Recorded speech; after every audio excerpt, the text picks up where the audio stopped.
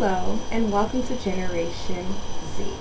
This is the first web series that bridges the past and the present, which is now the future. So welcome everyone who is watching. Today we had a series on who was the most important person in this old thing called musical theater, which used to be a popular entertainment form for people that lived, in those olden years that are like many decades, centuries away from us. So we searched, and we finally found someone to resurrect to bring in for today's web series. Her name is Miss Agnes Demey. Hello, thank you for having me. So I know this might be a bit much for you since you died in like 1993 and we're now in the year like 3030. It is a little bit shocked. I know, I'm sorry for the shock, but we're really interested to know about you. So, tell us about your childhood. Well, my father was a playwright, and my mother was the daughter of an economist. My uncle on my dad's side was also a playwright and producer, and my grandfather was also a playwright. Wonderful. So you come from a history of lots of people who dealt in the arts and in this theater business thing. Yes, I did. They mostly dealt in moving pictures. That's wonderful. So you are a dancer, that is correct? I am. Right. Yes, and a choreographer and director and an author. Right. But I heard that wasn't always your passion. There's a rumor that you wanted to be an actress. I did want to be an actress. I wanted to be a moving pictures actress. But they told me that I was not pretty enough to be an actress. Well, I disagree with that. But then again, I am from the future, so yeah. So you wanted to be an actress.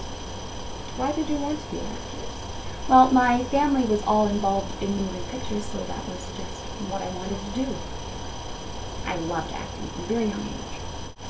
Something that's really major now. Even I know about this really old musical called Oklahoma. Oh, yes. So you choreographed that. I did. It was, and it was a very big deal at the time. It was the first time that dancing was done in a way that super characterized the characters. That they moved the way that in character as opposed to dancing just as a unit. And it changed musical theater. Wow. So So you single-handedly changed the way people danced in musical theater. I did. Now, if that doesn't make her the most important person in this art form, I'm not sure what could. I mean, it's kind of sad. Like, I look back at old clips from musical, and I think they're wonderful, but we don't have that luxury, They got phased out years ago. And I feel like they should really bring some of those great classics back to the future and sort of like innovate them. But anyway, back to you. So we get that you were this amazing choreographer. You changed the way people danced in musical theater. We talked about how you wanted to be an actress. But what got you into dance? Well, ever since the acting, I always loved dance. I really wanted to dance. But my parents said that it was not a viable career option. And so I was not allowed to. But after my sister's arches of her feet fell, the doctor said that she should take dance. And back then, what one sister did, the other did. So that's how I got into that. Wow. And your sister pretty much helped you get into dance. Basically. That's pretty cool.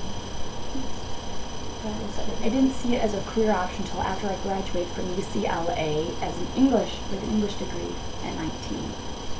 At 19? Mm-hmm. Wow. That is pretty amazing. I heard people in the past, they usually graduated around the age of 22, first year, of that nature. I hear that you were involved in the ballet theater, which later became known as the American Ballet Theater. Yes, I was. And what were some pieces that you choreographed during your time there? Well, the first piece I choreographed during my time there was called Black Ritual. It was the first time a predominantly African American cast did a ballet show in the United States. Wow, that sounds pretty risky during the racial tensions that were going on at that point in time. I guess it was.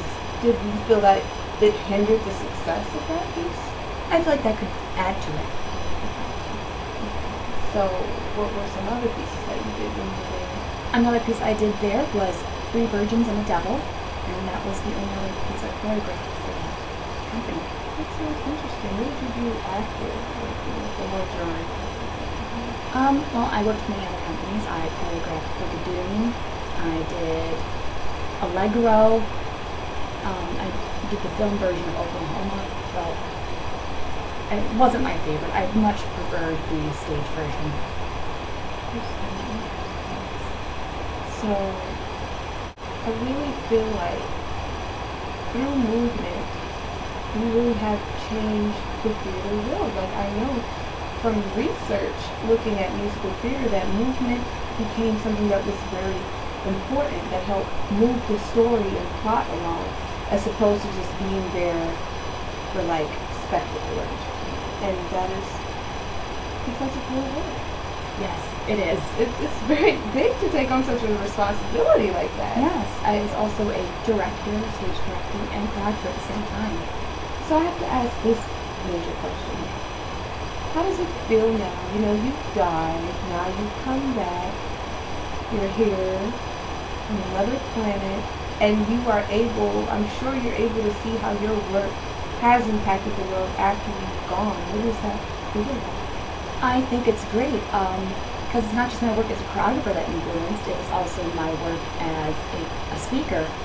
I spoke to many colleges, I gave lectures, I was on performance committees, even one that was given, I was appointed to one, by President Johnson. Yes, I wish I paid attention in history so I can remember who that guy was, but that is all pretty great stuff, I'm sure. So, not to be morbid or anything, but how did you die back in 1993? I had a second stroke. And it was very strong that you did the first one to still be so successful, still choreograph and write all of these books. You've made major accomplishments. Thank you. And you truly are the most important person in this career. I just want to thank you for taking this big risk and coming here with me today and being on my website. Well, I didn't really have a choice. Well, we like to still believe in a big call free will. But thank you guys for joining me here on Generation Z, the world's first web series to connect the future, past, and present. It has been real, and right before I sign off, be sure to tune in next week where we get to meet for the first time in centuries the late, great King of Pop. Yes, none other than Michael Jackson. He's great. Oh, yes, I love him. Thank you guys. Signing off.